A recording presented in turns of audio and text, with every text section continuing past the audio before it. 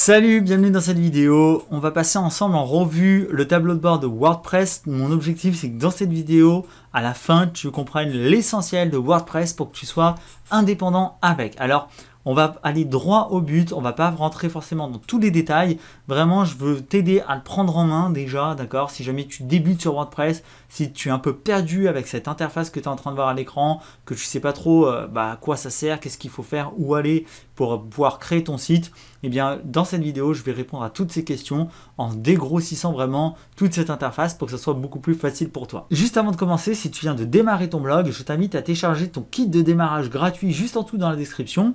Je vais te donner 6 ressources pour t'aider à vivre de ton blog avec mes meilleurs titres d'email, avec des idées de contenu, comment vendre, comment créer des formations. Il y a des ressources très intéressantes issues de mon expérience en blogging. Je t'invite à aller voir ça, c'est juste en dessous dans la description et c'est 100% gratuit. Donc, on attaque tout de suite. Alors déjà, première chose à comprendre, c'est qu'un site WordPress est divisé en deux grandes parties. La première grande partie, c'est ce que tu vois sous les yeux, c'est-à-dire c'est le tableau de bord. C'est là où tu vas pouvoir configurer ton site et gérer ton site. La deuxième grande partie, c'est ici, tu vois que tu as l'occasion et l'opportunité d'aller sur ton site. Et quand tu vas cliquer sur ce bouton, eh bien, tu vas avoir un nouvel onglet qui va s'ouvrir et tu vas pouvoir voir ton site à toi. Et donc là, moi, c'est mon site, c'est ma page d'accueil, d'accord, de mon site WordPress. Donc ça, c'est quelque chose d'important à comprendre. Il y a vraiment ces deux grandes parties. La partie qu'on appelle back, d'accord, back office, c'est-à-dire la partie où tu vas pouvoir gérer tout ton site, et la partie front, c'est-à-dire ce que vont voir les utilisateurs, ton site en tant que tel. Donc ça, c'est le premier point important. Ensuite, deuxième point important, c'est le thème. Il faut savoir qu'un site WordPress fonctionne avec un système de thème. Un thème, c'est tout simplement une apparence que tu vas pouvoir donner à ton site.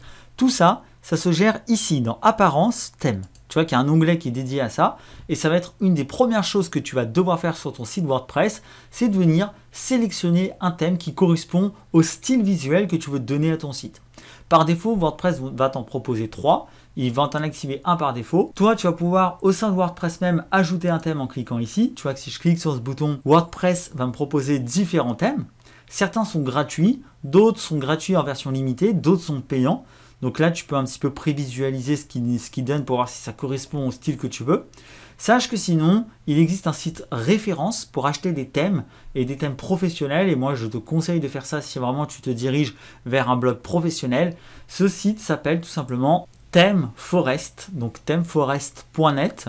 Et en fait, ça te permet d'aller trouver plein de thèmes professionnels WordPress. Donc ici, si dans l'onglet, je commence à taper thème, tu vois qu'il me suggère thème WordPress. Je vais cliquer dessus. Et là, j'ai des thèmes professionnels avec le prix, le nombre d'avis. Donc tu vois qu'il y a des thèmes qui ont fait plus de 100 000 ventes, qui ont 5 étoiles sur 7 000 avis. Donc des thèmes extrêmement professionnels, extrêmement puissants. Et donc tu peux comme ça, toi, venir faire ton shopping ici. Tu verras qu'il y a plein de fonctionnalités de tri. Il y a vraiment de très nombreux thèmes que tu peux sélectionner. C'est le meilleur site que je puisse te conseiller si jamais tu ne sais pas aujourd'hui où acheter ton thème, ni quoi choisir. Tu auras vraiment l'embarras du choix ici. Alors on va revenir sur notre site WordPress et on va continuer l'exploration. Sur WordPress, tu as deux grands types de contenus que tu vas créer généralement.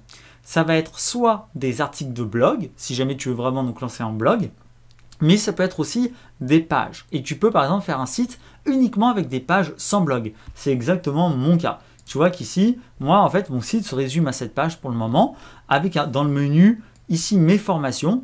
Et donc mes formations sont tout simplement une liste de formations, mais tu vois qu'il n'y a pas de blog en tant que tel. Parce que j'ai utilisé WordPress juste pour mettre en page mes différentes pages.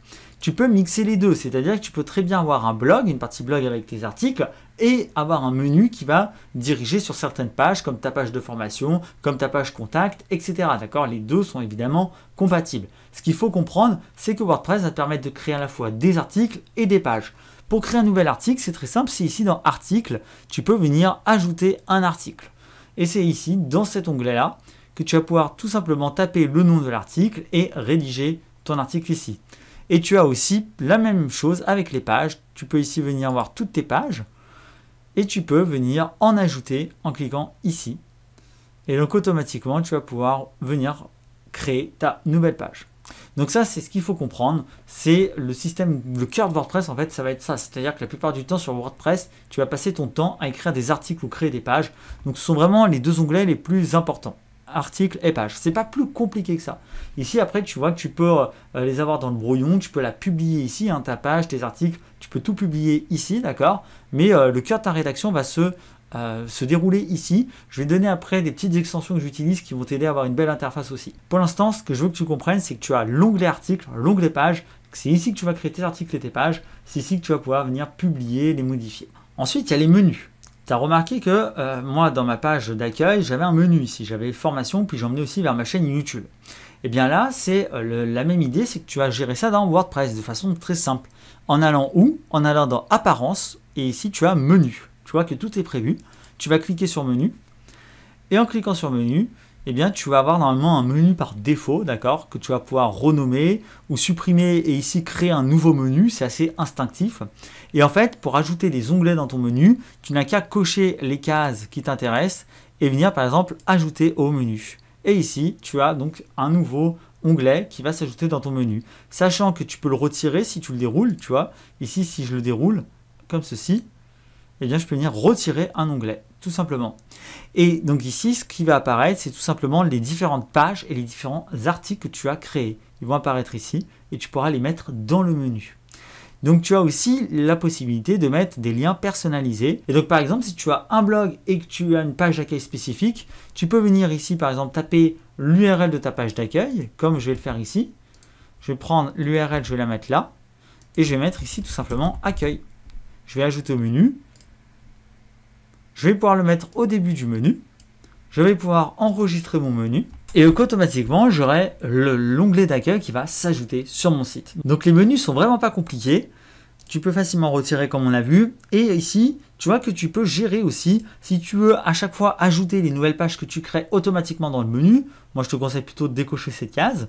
Et tu peux décider de l'emplacement de ton menu, s'il est principal ou secondaire. Donc généralement en haut ou en bas, d'accord? Et ça va dépendre de ton thème, c'est-à-dire que chaque thème a normalement un espace dédié au menu. Donc tu vas très vite voir en cochant ces cases où va apparaître ton menu. Tout ça va dépendre de ton thème. Donc voilà pour le gros des menus. Comme tu le vois, c'est assez instinctif, c'est vraiment pas compliqué. Je reviens sur les thèmes, j'ai oublié de te préciser un petit détail. Sur les thèmes, donc je t'ai montré où tu pouvais évidemment trouver tes thèmes. Donc si tu achètes un thème sur Theme Forest par exemple, eh bien pour l'ajouter, tu vas pouvoir venir cliquer ici sur Ajouter. Et tu vas pouvoir cliquer sur téléverser un thème. Ça va te permettre de venir télécharger le thème que tu auras acheté et téléchargé sur le site externe. Également, tu peux donc personnaliser tes thèmes en cliquant ici sur personnaliser, ce qui va t'emmener sur la page de ton site, comme ceci. Et c'est ici, dans le menu de gauche, que tu vas pouvoir venir changer les couleurs, les images, etc. Que tu vas pouvoir voir la disposition des menus. Évidemment, ici, l'onglet va complètement dépendre de ton thème à toi. C'est-à-dire qu'en fonction de ton thème, il y aura différents onglets. Chaque thème aura ses propres options de personnalisation. Voilà, je voulais revenir sur les thèmes pour te préciser ces petits détails qui peuvent t'aider. Ensuite, une autre force de WordPress, c'est les extensions. WordPress, en fait, a des fonctionnalités de base que tu peux venir étendre grâce aux extensions. Donc, WordPress comporte, comme tu peux le voir, si tu vas sur Extensions Ajouter, un très grand catalogue d'extensions en tout genre qui vont pouvoir t'aider dans plein de domaines différents. Par exemple, si tu veux écrire des articles optimisés pour le référencement, tu as une extension qui s'appelle Yoast SEO et qui est extrêmement connue dans le domaine. Tu vas pouvoir taper ici son nom dans l'onglet de recherche. Tu vois que tu peux venir l'installer maintenant et la télécharger. Et ensuite, elle apparaîtra dans ton menu. Moi, je peux te montrer les extensions que j'ai déjà installées et que j'utilise sur mon blog. Donc, il y a une extension anti-spam que je te conseillerais d'installer. De toute façon, WordPress, normalement, te suggère de l'installer dès le départ. Si tu viens d'installer ton blog, je t'invite à aller dans cet onglet extension, pouvoir Akismet qui est normalement déjà installé et que tu vas pouvoir activer. Et puis ensuite, j'ai différents types d'extensions. Alors, il y a des extensions payantes comme Free Architect qui me permet de construire des pages en glisser-déposer. C'est-à-dire que je m'extire complètement du thème et je construis mes propres pages. C'est un page builder, d'accord, un constructeur de pages. Tu as aussi d'autres outils qui sont plus marketing, mais je ne vais pas rentrer dans les détails, ce n'est pas le but de la vidéo. Simplement, moi, je te conseille une extension qui est Disable Gutenberg. C'est-à-dire que par défaut, WordPress est installé avec le nouvel éditeur de texte Gutenberg qui n'est pas forcément très pratique. Et si tu veux retrouver un éditeur de type Word, exactement comme celui-là. Toi, à l'heure actuelle, tu l'as peut-être pas parce que comme tu as Gutenberg, tu dois avoir une autre interface. Mais si tu veux retrouver justement cette interface beaucoup plus proche de Word, eh bien, il faut installer cette extension. Donc, je vais te la donner. C'est Disable Gutenberg. D'accord? Donc, tu vas dans Ajouter ici des extensions et tu vas taper Disable Gutenberg. Hop, on va la sélectionner. Et tu vois qu'on l'a vu ici, elle apparaît dans les extensions. Moi, elle est déjà active. Et toi, tu peux tout simplement venir l'installer. Ça te permettra automatiquement de retrouver l'ancien éditeur de texte, beaucoup plus proche de Word et beaucoup plus intuitif. Ensuite, l'onglet compte, l'onglet outils, c'est pas ce qui nous intéresse le plus. Tu vas pas en avoir beaucoup besoin. Il y a l'onglet réglages pour finir qui peut être intéressant pour toi. C'est ici que tu vas pouvoir, par exemple, décider si la page d'accueil de ton site sera ton blog, donc les derniers articles de blog, ou si tu veux mettre une page statique, d'accord, en page d'accueil, comme moi je l'ai fait, avec cette page qui propose de télécharger ton kit gratuit pour vivre de ton blog ou de ta chaîne YouTube, d'accord? Donc là, c'est toi qui décides. Et puis, tu peux venir choisir différents réglages.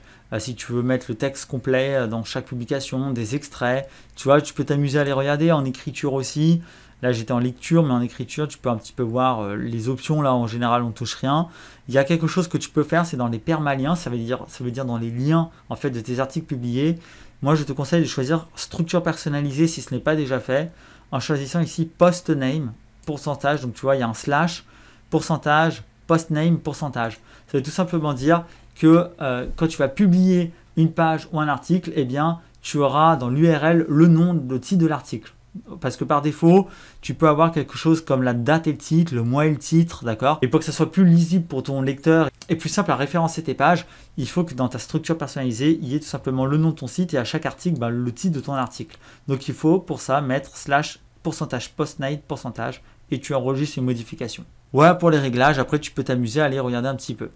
Donc, je ne te parle pas non plus des commentaires, je pense que tu as compris, c'est là que tu gères les commentaires. Dernier point important, c'est les mises à jour. Des fois, tu auras ici un petit symbole, une sorte de cercle avec un petit 1, un petit 2, avec un certain chiffre. Il ne faut pas prendre peur, ça veut tout simplement dire qu'il y a des mises à jour disponibles pour un certain nombre d'extensions.